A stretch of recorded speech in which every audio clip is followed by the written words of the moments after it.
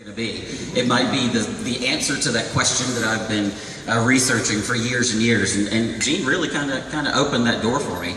But Jean is the great niece of Helen Clark Warren, and with her donation of her great aunt sketches, which you will see in the exhibition tonight, she made this exhibit kind of take flight. So let me introduce Jean to you now. Jean Aprans.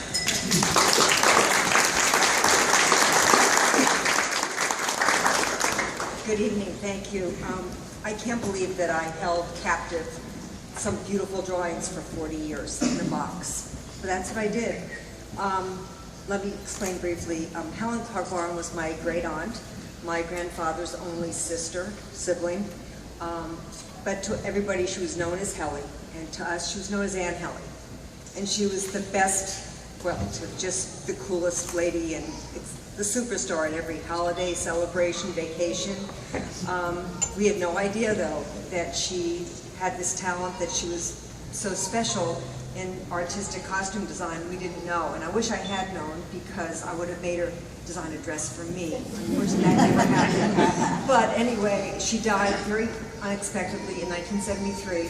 She left her estate to my mother and her sister, Shirley Warren Wade, my mother, and Phyllis Warren Swain, my aunt. And at some point my mother gave me this long flat cardboard box, and in it were the sketches, the designs that you'll see tonight, about 50 of them. I looked at them on and off, put them back in the box fell apart. I went to Target, got a plastic box.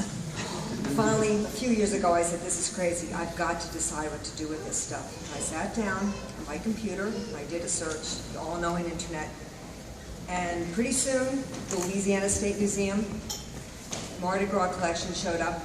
I scanned a couple of drawings, composed an email, who I was, what I had, did they have any interest, any suggestions, and push send. And 1 hour later, and I mean, I'm not exaggerating, 1 hour later, my phone rang, and this very excited man was there, and that's how I met Wade Phillips.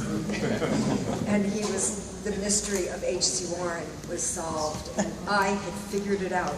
I knew what to do. I knew why I had kept this stuff for 40 years. And so I knew what I had to do, and I had to send that box here to New Orleans where it belonged.